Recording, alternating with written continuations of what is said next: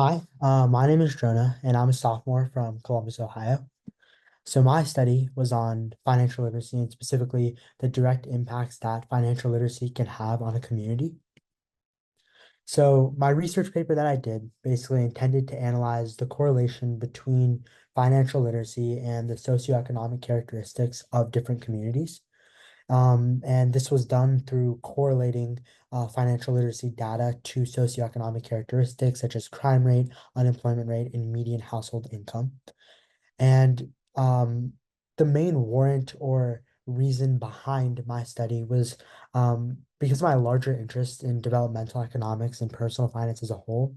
And in that study of personal finance specifically, a recurring theme that comes up is the lack of financial literacy among all different age groups across the US, but specifically among Gen Z. And there's countless statistics which back this up and highlight the harms that financial literacy, a lack of financial literacy can have. So I thought that the best way to maybe validate or highlight of the importance of financial literacy was through a direct exhibition of its impacts. And after we established the impacts of financial literacy or the lack of impacts of financial literacy, we will analyze and do more qualitative analysis of some of the programs that have been put in place to address financial literacy and the success of those programs. So my study mainly utilized a survey research methodology using both quantitative and qualitative data. The quantitative data was supplied mainly by the National Financial Capability Study, which is a national study administered to over 27,000 people in all 50 states with a minimum of 500 participants per state. The NFCS is quite comprehensive with many different parts, models, and data collected. And I decided to focus on the 7 question quiz, which is the main assessment part of the NFCS. So the 7 question quiz asks questions from all the different categories of financial literacy. And the helpful part about it is how it actually collects the information and collects the scores of financial literacy. So those who receive above a median score on the 7 question quiz are given the distinction of high financial literacy. And state by state specific data regarding the high financial literacy percentage or how many people in the state had this distinction is available. And that was the main data, quantitative data that I used to measure states' financial literacy. And then again, this was compared to unemployment rate, median income, and crime rate. So in order to actually follow through and do the comparison, I took a group of 10, I created 2 groups of states. One, a high financial literacy group, and two, a low financial literacy group. The high financial literacy group was simply the states which had the 5 highest high financial literacy scores. And then the low financial literacy group were the bottom 5 states in terms of high financial literacy percentage. So starting on the left, we can look at the crime rate graph. As you can see, there's a pretty drastic difference in crime rate between the high financial literacy percentage group and the low financial literacy group, with the high financial literacy group having a lower crime rate. Similarly with unemployment, although maybe not as drastic of a decrease, we do see a pretty considerable difference in the unemployment rate of the high financial literacy group when compared to the low financial literacy group. And then again with median income, the average median income of the high financial literacy group is higher than that of the low financial literacy group. So, and then I guess just to note, the high financial literacy group, the 5 states were Hawaii, Minnesota, South Dakota, Washington, and Wyoming. And the low financial literacy group, the states were Georgia, Louisiana, Mississippi, Texas, and West Virginia. So, as it was probably clear by those graphs, there is indeed a link and positive relationship between increased financial literacy and increased standard of living and socioeconomic conditions. So, now it's time for the qualitative analysis. What are states doing and what can states be doing better in order to improve their financial literacy? And are the current programs which states are doing effective? So the main qualitative data for the study came from the Public Education Foundation's financial report card. As you may have been able to tell by the name, this analysis assigns each state a grade and provides associated rationale for the grade that each state received. So in order to kind of compare the qualitative and quantitative metrics, we'll take 2 states from the high financial literacy group and 2 states from the low financial literacy group and compare their associated metrics. Beginning with Wyoming, the state has embedded financial literacy instruction within its current K through 12 system. However, there is no diploma requirement and therefore kind of a lack of like compulsion to take these courses. And that caused the Public Education Foundation to give Wyoming a grade of C.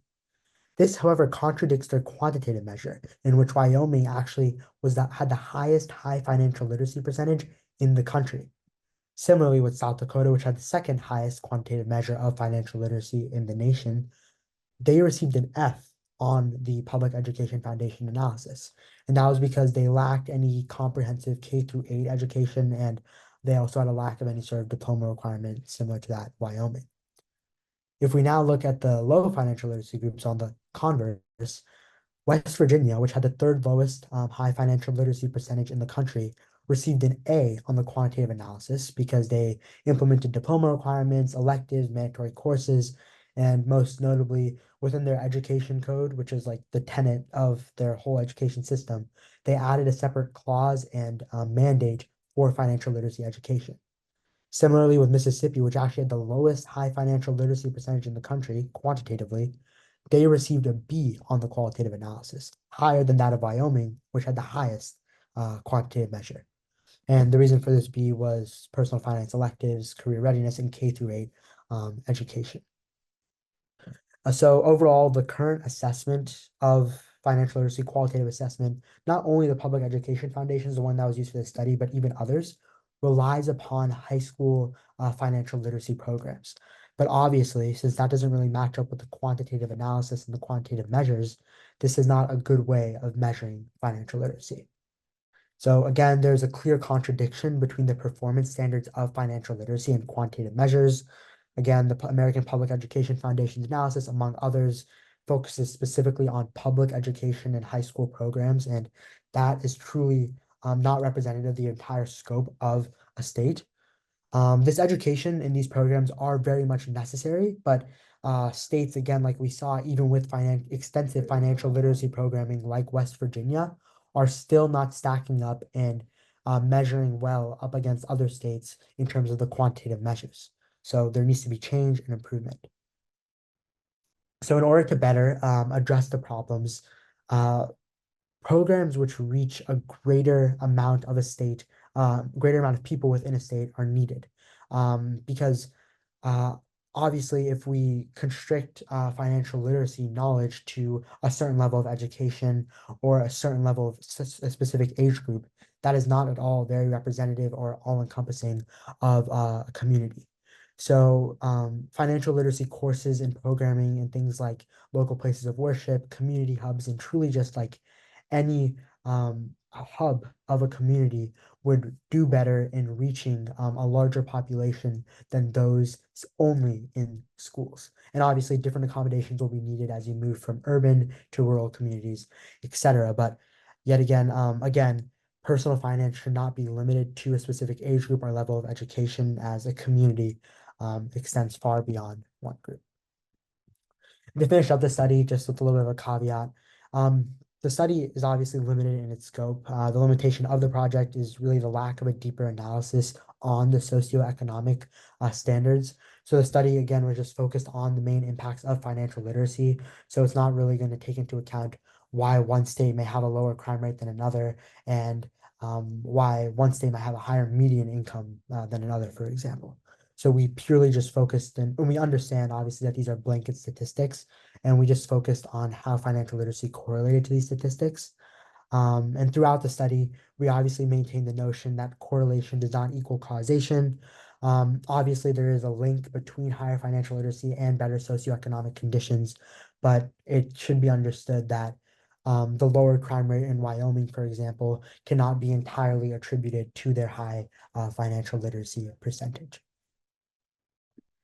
So just to finish up with the final words and conclusions of the study, there was indeed an impact identified between positive relationship identified between increased financial literacy and better socioeconomic well-being. The current financial literacy programs in place are not as effective as, leading into the third point, the qualitative measures are really not aligning with that of the quantitative. States with a lot of financial literacy programming are not performing quantitatively as well as other states. Thank you so much for listening.